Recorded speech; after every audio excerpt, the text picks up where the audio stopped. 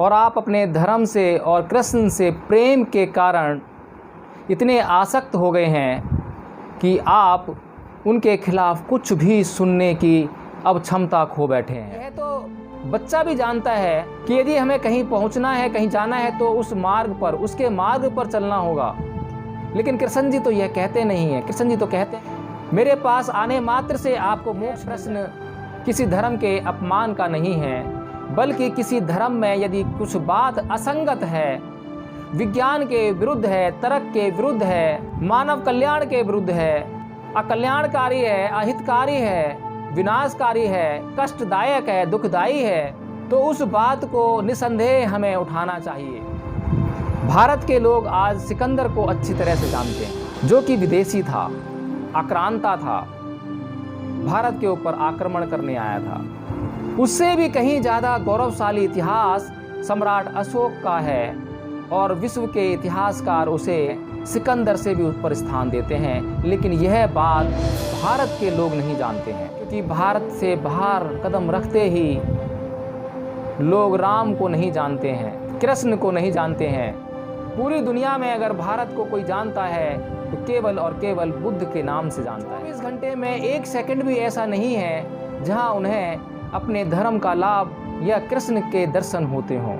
कि धर्म और धम्म में बहुत बड़ा अंतर है। धर्म तो अफीम का नशा है, लेकिन धम्म लोगों की आंखों की चिकित्सा है।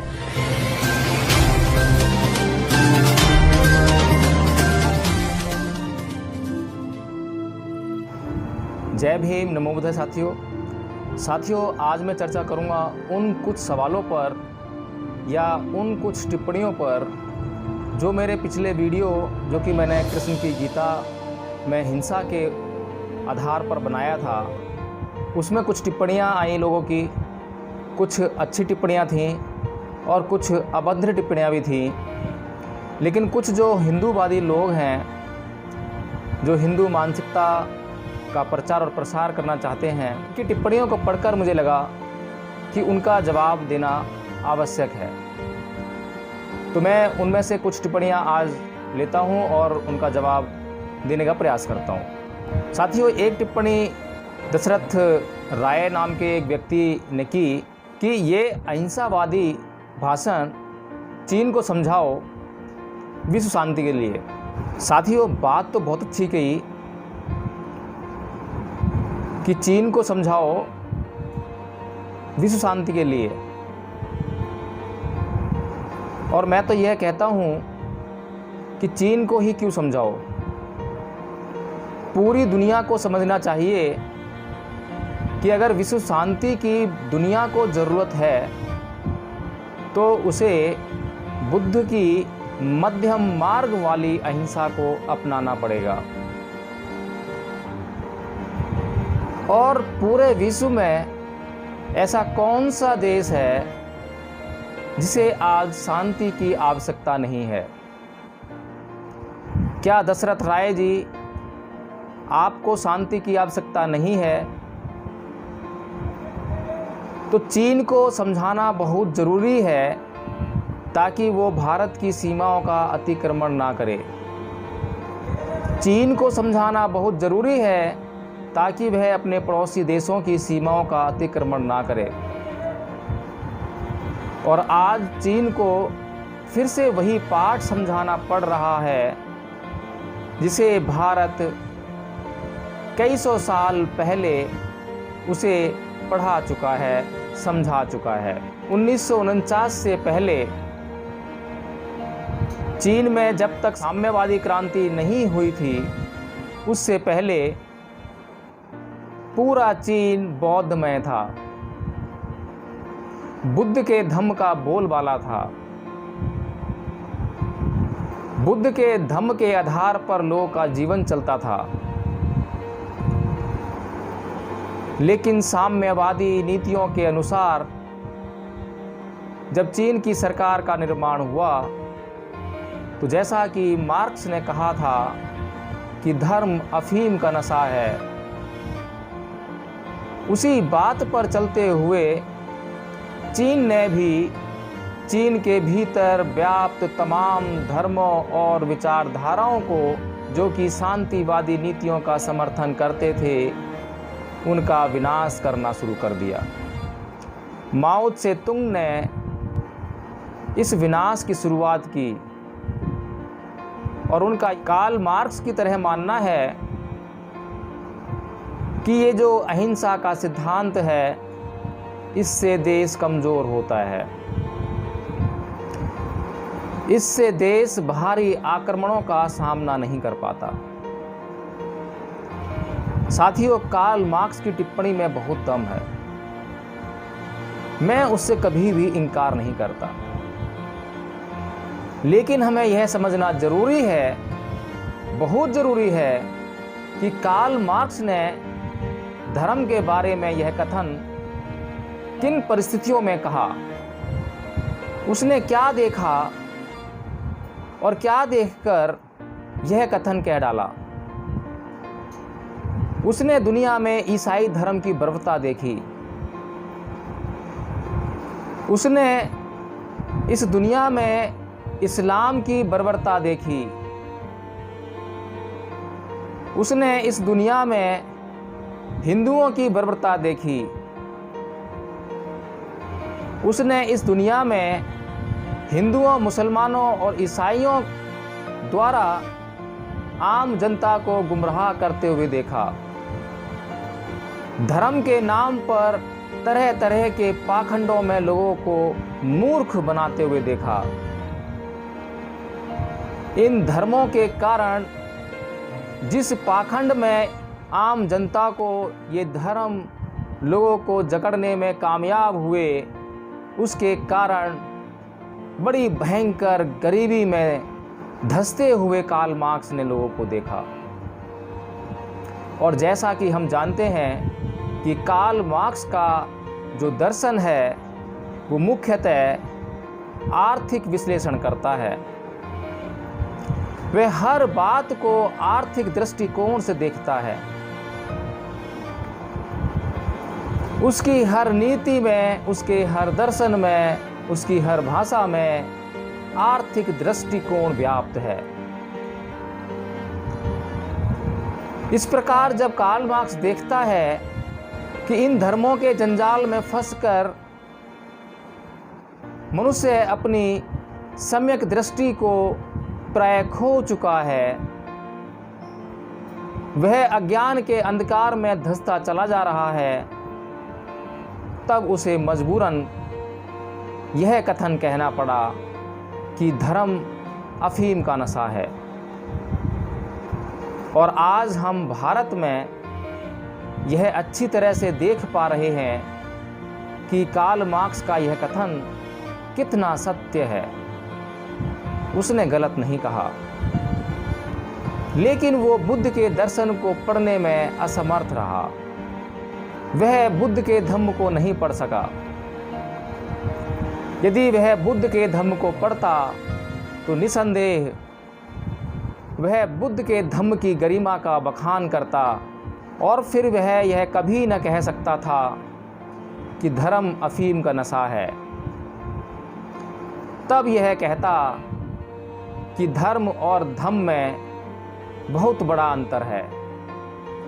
धर्म तो अफीम का नशा है, लेकिन धम्म लोगों की आँखों की चिकित्सा है,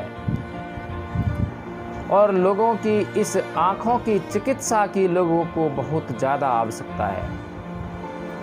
निसंदेह कार्ल मार्क्स यदि बुद्ध के धम्म के संपर्क में आया होता तो निसंदेह वह यह कथन जरूर कहता।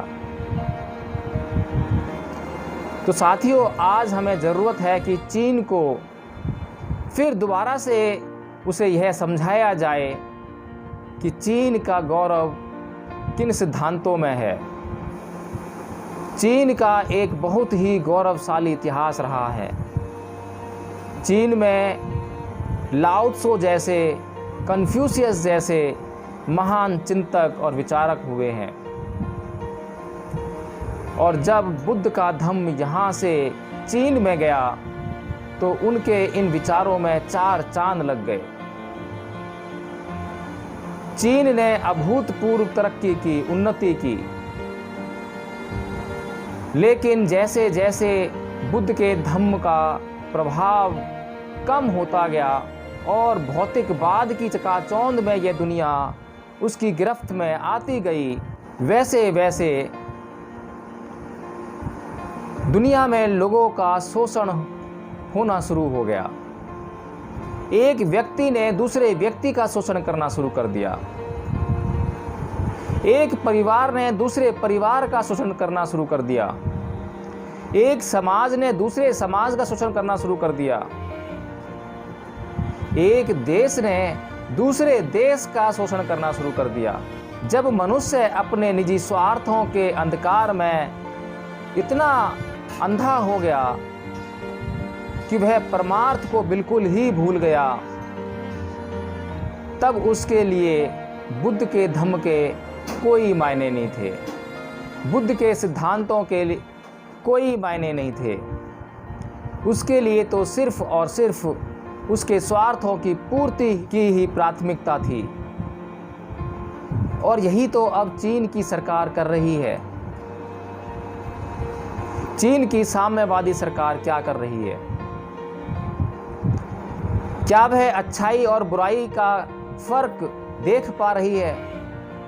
क्या वह यह देख पा रही है कि किस प्रकार उसने अपनी साम्राज्यवादी नीतियों के अंतर्गत निर्दोष लोगों का खून बहाया है?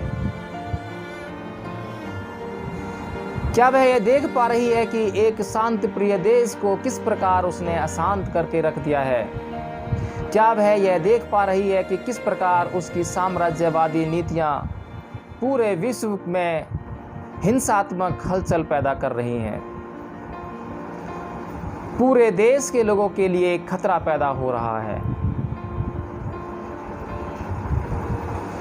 यदि वह नहीं देख पा रही है तो निसंदेह उसको दिखाने के लिए जिन साधनों की आवश्यकता है उनका इस्तेमाल करना ही पड़ेगा।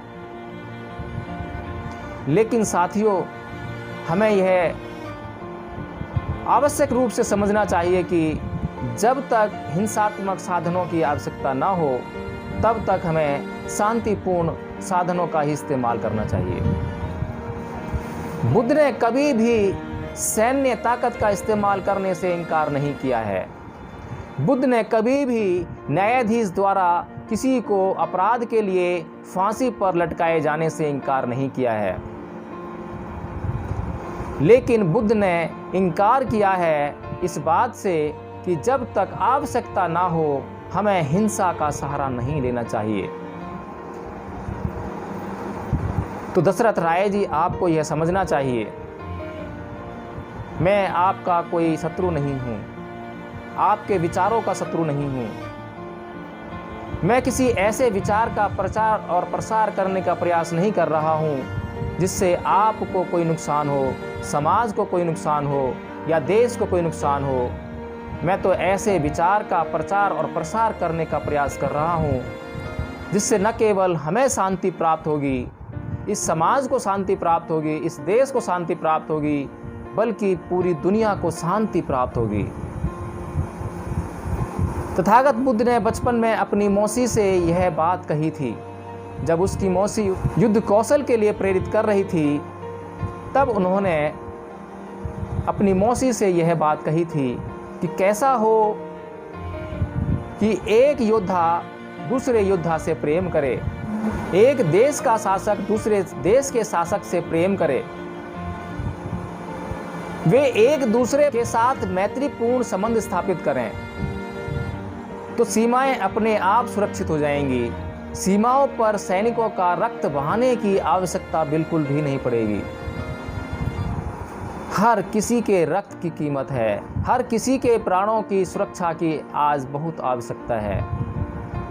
तो दशरथ राय जी, आपको यह समझना चाहिए, आपने टॉन्ट करते हुए यह अपनी टिप्पणी की जिसका मैंने स्वागत करते हुए इसका यथोचित उत्तर देने का प्रयास किया है। साथियों, एक अन्य हमारे दर्शक हैं राम बहादुर यादव जी। उन्होंने कहा है कि क्या आप अपने शरीर को उतना ही छोटा बना सकते हैं जितना कि यह बचपन में था। यदि आप ऐसा कर सकते हैं तो निस्संदेह आप बौद्ध धर्म का प्रचार और प्रसार कर सकते हैं, उसे भारत में पुनर्स्थापित कर सकते हैं। आज सगा बेटा बाप का दुश्मन बन जाता है और उसकी हड्डी पसलियां तोड़ देता है। तो राम बहादुर यादव जी, आपने अपने तर्क के द्वारा जो समझाने का प्रयास किया है, मैं उसे इतिहास की रोशनी में प्रकाशित करने का प्रयास करता हूं। राम बहादुर यादव जी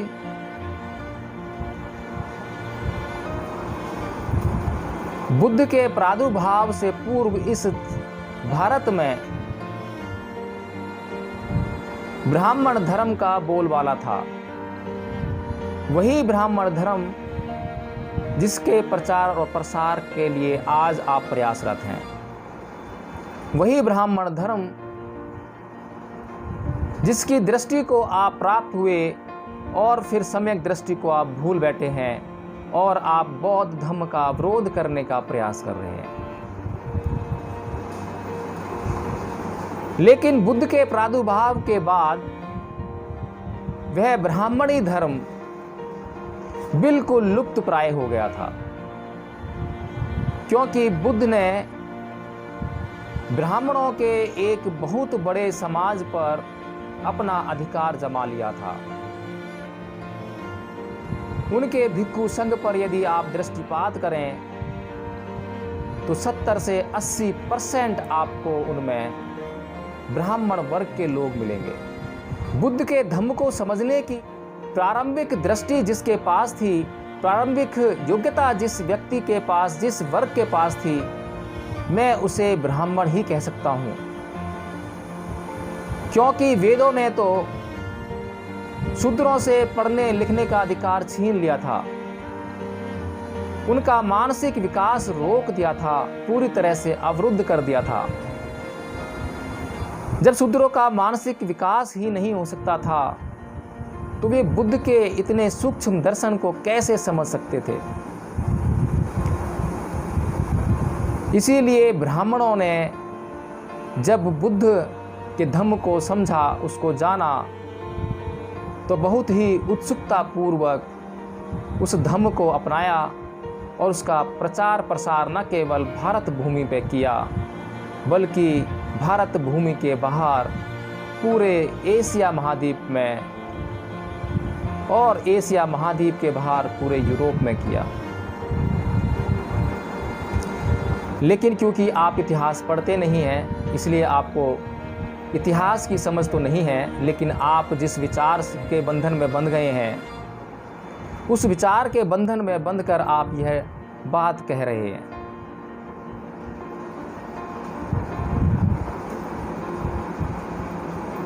लेकिन इतने बड़े ब्राह्मण वर्ग के बुद्ध के धम्म को अपना लेने के बाद भी उसमें जो बचे कुचे ब्राह्मण लोग थे, जिनका अध्यात्म से कोई लेना देना नहीं था, जिनका जीवन की सच्चाई की खोज से कोई लेना देना नहीं था, जिनका मकसद केवल और केवल अपना पेट भरना था और उनके पेट को भरने के लिए वे किसी भी साधन का प्रयोग करें उसको वे उचित मानते थे। साम दाम दंड भेद की नीति को वे अपना लेते थे।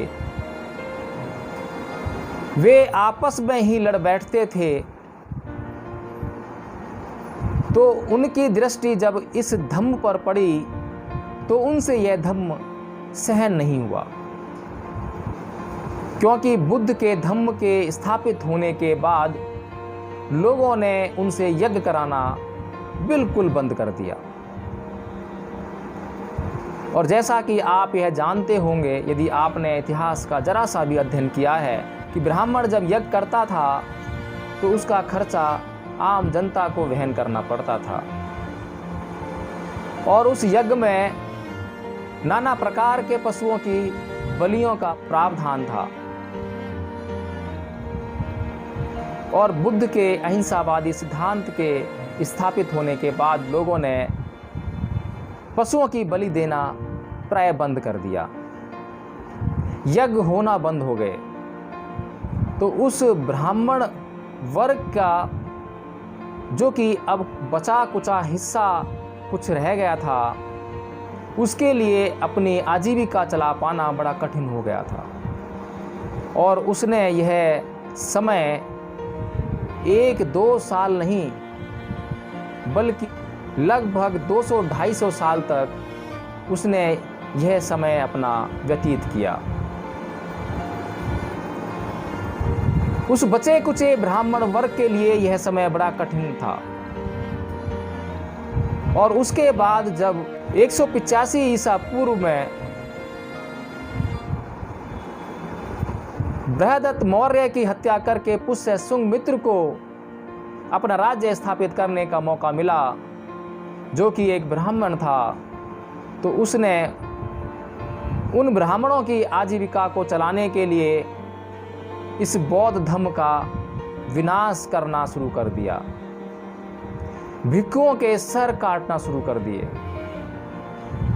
ये जो अयोध्या जिसे आज आप कहते हैं, जो कि पूर्व में साकेत नगरी थी, इसके पीछे जो सरयू नदी बहती है उसका नाम सरयू सर से युक्त होने के कारण पड़ा, और ये सर भिक्षुओं के थे।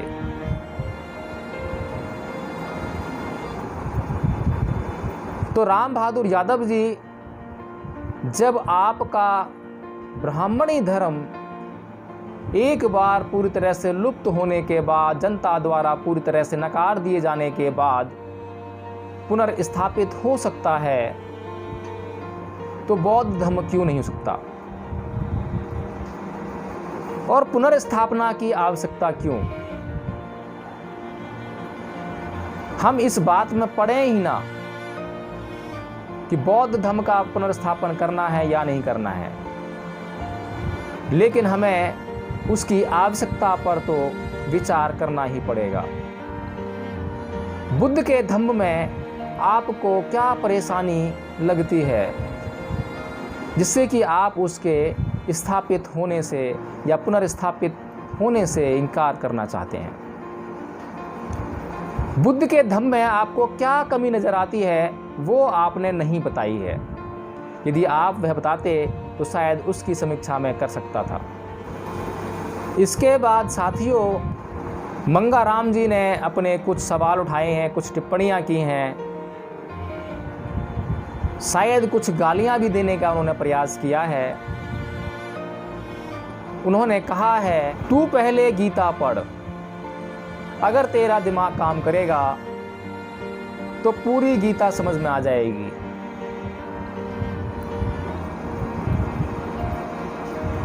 गीता को पढ़ने के लिए दिमाग की जरूरत है, जो तेरे पास नहीं है। उस समय कौरव नहीं मानते थे, उन्हें मानना पड़ा। ऐसे ही चीन का है। बुद्ध के सिद्धांतों से चीन नहीं मानेगा, कृष्ण के सिद्धांतों से ही चीन मानेगा। कृष्ण ने महाभारत में वही किया जो करना चाहिए था। कृष्ण भगवान है और वह गलत कर ही नहीं सकते। तुम्हें क्यों तकलीफ हो रही है? जिस तरह तुम कृष्ण को काल्पनिक मानते हो, उसी तरह हम बुद्ध को काल्पनिक मानते हैं। बुद्ध यह कह गए थे क्या कि दूसरे धर्मों का अपमान करो? तुम लोगों ने जितनी वीडियो बनाई हैं वो सब हिंदू धर्म के खिलाफ बनाई हैं। हमारा धर्म पहले आया था, बुद्ध का जन्म कृष्ण के बाद हुआ, फिर बुद्ध को क्यों माने? तो मंगाराम जी, जो आप कह रहे हैं कि मेरे पास दिमाग नहीं है, आपकी इस बात से शायद ही दुनिया का कोई व्यक्ति सहमत हो सके।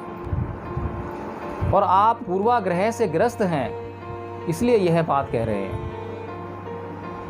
आपकी अपने धर्म के प्रति आसक्ति है, इसलिए आप यह बात कह रहे हैं। आपको अपने धर्म से प्रेम है, आपको कृष्ण से प्रेम है, इसलिए आप यह बात कह रहे हैं।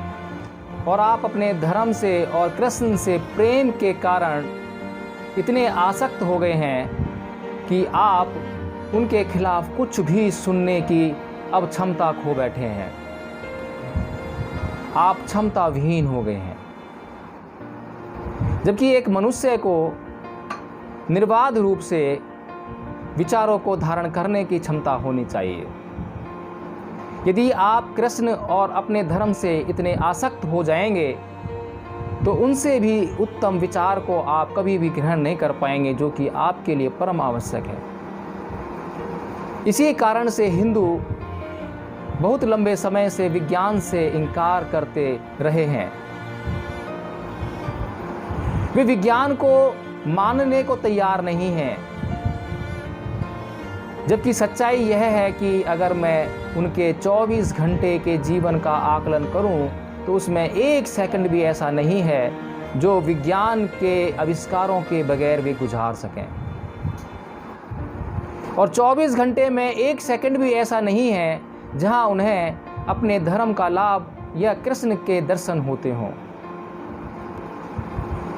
मेरा कृष्ण का अपमान करने का कोई मकसद नहीं है। मेरा हिंदू धर्म का अपमान करने का कोई मकसद नहीं है। मेरा मकसद तो सिर्फ इतना है कि जो लोग अंधकार में हैं वे अंधकार से बाहर आ जाएं, क्योंकि अंधकार में रहने के कारण वे हिंसा और अहिंसा के अंतर को नहीं समझ पा रहे हैं। वे अहिंसा के महत्व को नहीं समझ पा रहे हैं। वे हिंसा से ही हर समस्या का समाधान करना चाहते हैं। इस हिंसा से ही हर समस्या का समाधान करने का जिन लोगों ने प्रयास किया, उन्हीं लोगों के कारण प्रथम विश्व युद्ध हुआ, द्वितीय विश्व युद्ध हुआ और तीसरा विश्व युद्ध हो सकता है तो वो ऐसे ही लोगों के कारण हो सकता है। जब बुद्ध की अहिंसा का प्रचार और प्रसार अशोक ने इस देश में किया, इस देश के बाहर किया, तो वह एकमात्र पूरी दुनिया में ऐसा सम्राट बना जिसने तलवार को छोड़कर पूरी तरह से अहिंसक होकर अपने देश की सीमा को बढ़ाने का कार्य किया। भारत के लोग आज सिकंदर को अच्छी तरह से जानते हैं, जो कि विदेशी था, आक्रांता था, भारत के ऊपर आक्रमण करने आया था। उससे भी कहीं ज्यादा गौरवशाली इतिहास सम्राट अशोक का है और विश्व के इतिहासकार उसे प्रथम पंक्ति में रखते हैं, सिकंदर से भी ऊपर स्थान देते हैं। लेकिन यह बात भारत के लोग नहीं जानते हैं। भारत के लोग भारत का ही गौरवशाली इतिहास नहीं जानते हैं। यह सिर्फ और सिर्फ आप जैसे लोगों की पूर्वाग्रहों के कारण ही तो है। आपने भी कहाँ इतिहास पढ़ा होगा? आप जो मुझे सीख दे रहे हैं कि जरा गीता पढ़ ले, मैंने गीता पढ़ी है तभी मैं इतना बोल पा रहा हूं। अगर मैं गीता को ना पढ़ता, अगर मैं त्रिवेदी जी को ना सुनता, उसका आकलन ना करता, उसका विश्लेषण ना करता, तो मैं कहां से बता पाता कि कहां त्रुटि है, कहां कमी है। तो मंगाराम जी, आपको यह समझना चाहिए कि मैं जो प्रयास कर रहा हूं वह भारत के गौरवशाली इतिहास के पुनरुद्धार का प्रयास कर रहा हूं, और जो आप प्रयास कर रहे हैं वह भारत के गौरवशाली इतिहास को दबाने का प्रयास कर रहे हैं। जब भारत के प्रधानमंत्री भारत के बाहर विदेशों में जाते हैं तब चीख चीख के चिल्ला चिल्ला कर बोलते हैं कि मैं बुद्ध की धरती से आया हूं, मैं बुद्ध की धरती से आया हूं, क्योंकि भारत से बाहर कदम रखते ही लोग राम को नहीं जानते हैं, कृष्ण को नहीं जानते हैं। पूरी दुनिया में अगर भारत को कोई जानता है तो केवल और केवल बुद्ध के नाम से जानता है। क्या आप उस इतिहास को मिटाना चाहते हैं? क्या आपने बुद्ध के धम्म को पढ़ा है? क्या आपने बुद्ध के धम्म के किसी भी सिद्धांत को समझा है? यदि आपने बुद्ध के धम्म को पढ़ा ही नहीं है, बुद्ध के धम्म के सिद्धांतों को समझा ही नहीं है, उनके महत्व को जाना ही नहीं है, तो आप ये कैसे भेद कर पाएंगे कि कृष्ण की हिंसा में बल है या बुद्ध की अहिंसा में बल है? जैसे आप अपनी क्षमता खो बैठे और तुरंत मुझे गालियां देने के लिए उत्सुक हो बैठे। उसी प्रकार से आज यही दशा हर हिंदू धर्म के मानने वाले की है। लेकिन जो बौद्ध धर्म का अनुयायी है और बौद्ध धर्म के सिद्धांतों को समझता है और बौद्ध धर्म के सिद्धांतों का प्रचार और प्रसार करना चाहता है और उन पर स्वयं आचरण करता है, वह आपको कभी भी इतना उत्तेजित नज़र नहीं आएगा। वह आपकी असभ्य भाषा का बड़ी सभ्यता से जवाब देगा, आपकी अभद्रता का बड़ी भद्रता से जवाब देगा, आपकी अशालीनता को शालीनता बदलने का प्रयास करेगा, आपकी हिंसात्मक रवैये को समाप्त करके आपको अहिंसात्मक बनाने का प्रयास करेगा। आप गाली देंगे लेकिन वो कभी गाली नहीं देगा, क्योंकि वह जानता है कि आपको गाली देने से आपकी गालियां बढ़ेंगी, घटेंगी नहीं। तो आप सोचिए जरा कि यदि कृष्ण की हिंसा को मानकर आज भारत चीन को सबक सिखाने के लिए उस पर आक्रमण कर दे तो भारत का क्या हाल होगा? क्या भारत कृष्ण की हिंसा को मानकर चीन को जीत सकता है? मंगाराम जी, चीन तो बहुत बड़ा देश है। आज भारत नेपाल जैसे छोटे देश को भी नहीं जीत सकता है।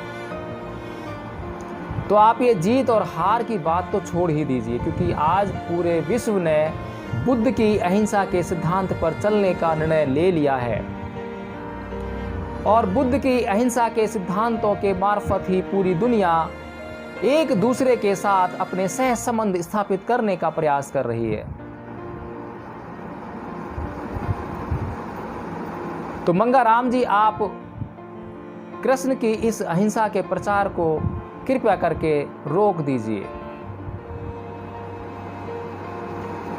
अगर गीता में कुछ अच्छी बातें हों तो उनको जरूर बताइए, हमारे लिए कल्याणकारी होगी तो हम जरूर मानेंगे।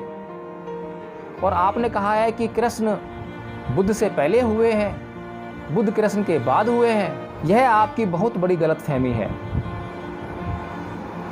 क्योंकि इतिहासकारों ने जो कृष्ण की गीता का समय बताया है वह ईसा के बाद बताया है। किसी ने 400 ईस्वी बताया है तो किसी ने 200 ईस्वी बताया है। किसी ने भी बुद्ध से पहले गीता रची गई ऐसा नहीं कहा है। और आप कह रहे हैं कि कृष्ण पहले हुए। अगर कृष्ण पहले हुए होते तो बुद्ध के समय में जितने राजा देश में हुए, भारत में अशोक के समय में भी दक्षिण भारत में कई अन्य राजाओं का शासन था। किसी के शिलालेख, किसी के स्तंभ आपको आज तक मिले हैं क्या जिसमें लिखा हो कृष्ण की गीता का संदेश? आज तक इस भारत भूमि से एक भी टुकड़ा निकला है क्या जिस पे कृष्ण की गीता का कुछ अक्षर भी लिखा हो? अशोक के जितने भी शिलालेख मिले हैं, जितने भी स्तंभ मिले हैं, उन सभी स्तंभों पर ब्रह्म लिपि जो कि धम्म लिपि है उसमें पाली भाषा में लिखा गया है।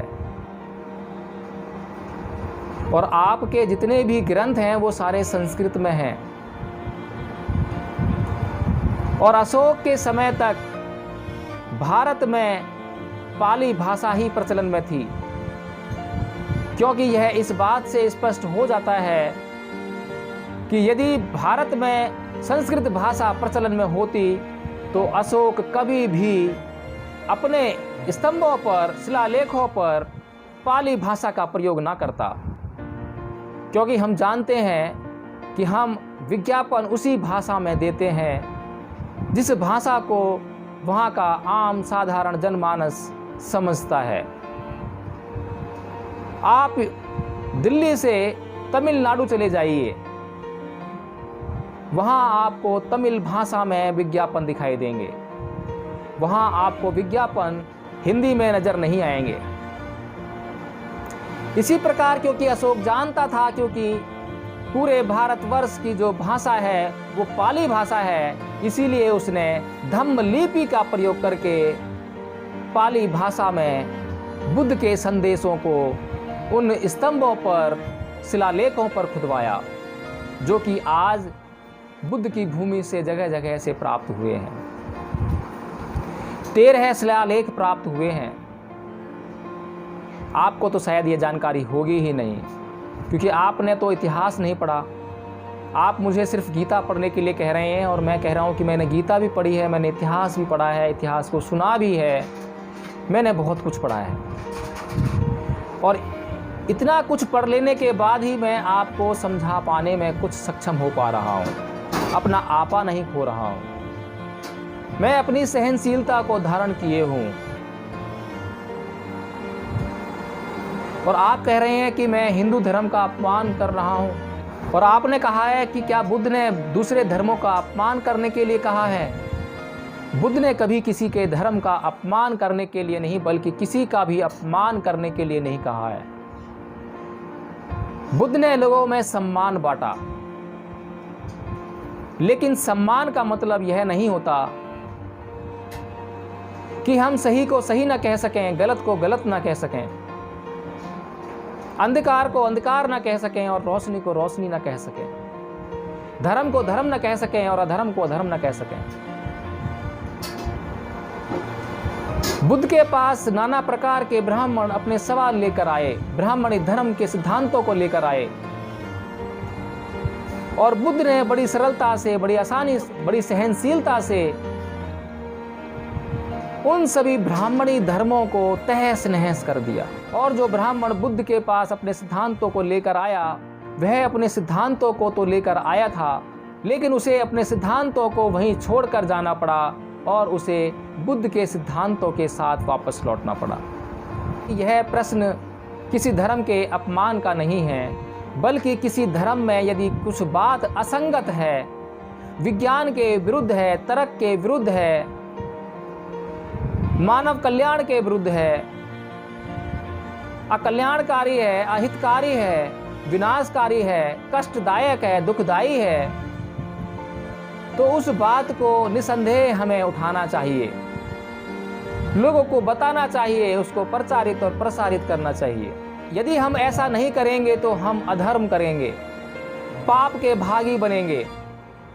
हमारा पहला प्रयोजन अपनी काया, अपने मन को शुद्ध करना है, उसको कष्टों से मुक्त रखना है, उसे निरोग रखना है, और यही सब दुनिया के तमाम लोगों के साथ हमें व्यवहार करना है। उनके मन को और शरीर को भी शुद्ध करना है, उनकी काया को भी निरोगी रखना है, उनका भी कल्याण करना है। यही बौद्ध धर्म का मकसद है। और यदि इस मकसद को पूरा करने में किसी के विचारों का खंडन होता हो तो करना पड़ेगा। तो मंगाराम जी, आज आपको जरूरत इस बात की है कि आप यह समझें कि क्या सही है और क्या गलत है, और यह आप तभी समझ पाएंगे जब आप स्वतंत्र होकर, आज़ाद होकर विचारों को धारण करने की क्षमता अपने अंदर पैदा कर सकेंगे। विचारों का गुलाम होकर तो आदमी वही विचार को दोहराता रहता है, अपने स्वयं के विचार लुप्त हो जाते हैं। अपने स्वयं के अंदर इतनी तमाम प्रतिभा, इतनी क्षमताएं छुपी होती हैं, लेकिन वह उसका दोहन तभी कर सकता है तब वह किसी भी विचार के बंधन से मुक्त होगा। और जब तक मनुष्य विचारों के बंधन से, धारणाओं के बंधन से मुक्त नहीं हो जाता, तब तक वह इस अज्ञान रूपी अंधकार से बाहर नहीं आ सकेगा। तो मंगाराम जी, अगली बार मैं आपकी टिप्पणी का इंतजार करूंगा, लेकिन मैं आपसे यह आशा करता हूं, अपेक्षा करता हूं कि आप बुद्ध के धम्म के सिद्धांतों का थोड़ा बहुत अध्ययन जरूर करके आएंगे और मुझे उन सिद्धांतों की कमी जरूर बताएंगे, ताकि मैं बिल्कुल स्वतंत्र होकर आपकी उन कमियों का स्वागत कर सकूं। और यदि आपकी कमियों में कोई दम हो, कोई सार्थकता हो, तो उसको हम अपना सकें और उसको अपना कर हम अपना और दूसरों का विकास कर सकें। और मैं आपको बता दूं, जैसा कि कृष्ण ने कहा है कि मैं ही ईश्वर हूं, मेरे पास आने मात्र से लोगों को मोक्ष मिल जाता है। और यदि मोक्ष प्राप्त करना है तो मेरे पास आना आवश्यक है, ऐसा बुद्ध ने बिल्कुल नहीं कहा है। बुद्ध ने तो इतना भी नहीं कहा है कि मेरे धम्म को मानोगे तभी आपको जो है सफलता मिलेगी। बुद्ध ने तो केवल इतना कहा है कि मैं भी आप लोगों की तरह साधारण इंसान हूं, मैंने भी आप लोगों की तरह अपनी मां के पेट से जन्म लिया है, और मैंने जिस धम्म को खोजा है, जिस मार्ग को खोजा है, वह मेरे पास आने मात्र से आपको किसी प्रकार का कल्याण नहीं कर सकता, बल्कि उस धम्म के मार्ग पर चलने से आपका कल्याण होगा। और जो चलेगा वह अपनी मंजिल तक पहुंचेगा, और जो नहीं चलेगा वह अपनी मंजिल तक नहीं पहुंच पाएगा। और यह तो बच्चा भी जानता है कि यदि हमें कहीं पहुंचना है, कहीं जाना है, तो उस मार्ग पर, उसके मार्ग पर चलना होगा। लेकिन कृष्ण जी तो यह कहते नहीं है। कृष्ण जी तो कहते हैं कि मेरे पास आने मात्र से आपको मोक्ष मिल जाएगा। वे कहते हैं कि मंजिल तक पहुंचने के लिए आपको रास्ते पर चलने की कोई आवश्यकता नहीं है। तो मैं कैसे मान लूं कृष्ण जी के इस विचार को, उनकी इस बात को? और यदि मैं उनकी इस बात से इनकार करता हूं तो आपको बुरा लगता है, और अगर आपको बुरा लगता है तो इसका मैं क्या करूं? आपकी इस समस्या का समाधान तो दुनिया का कोई डॉक्टर नहीं कर सकता। कोई वैज्ञानिक आपके लिए ऐसा आविष्कार नहीं कर सकता कि आपकी इस समस्या का समाधान किया जा सके। तो इसलिए मंगाराम जी, आप अपनी मानसिक स्थिति का सुधार कीजिए। यदि आप अपनी मानसिक स्थिति में सुधार करने में कामयाब हो गए, विचारों के बंधन से स्वतंत्र हो गए, तो निसंदेह आपको मेरी बातों का तत्व समझ में आएगा। और जब आपको मेरी बातों का तत्व समझ में आएगा तो फिर आप मेरी बातों से इनकार न कर सकेंगे। आप बुद्ध के धम्म को समझने का प्रयास करेंगे, आप बौद्धों से घृणा न करेंगे, आप बौद्धों के साथ मिलकर अपना और दूसरों का विकास करने का प्रयास करेंगे, अपना और दूसरों का कल्याण करने का प्रयास करेंगे। इसी बात में बुद्ध के धम्म की सार्थकता है। और मैं यह समझता हूँ कि कोई भी हिंदू नहीं चाहता होगा कि किसी का अकल्याण हो, किसी का बुरा हो, कोई कष्ट में जिए। सभी हिंदू भाई चाहते हैं कि सभी लोग सुख से रहें, सभी लोग शांति से रहें, सभी लोग अहिंसात्मक हों और सभी लोग हिंसा को छोड़ दें। इसी के साथ मैं अपनी बात समाप्त करता हूँ। जय भीम, नमो बुद्धाय।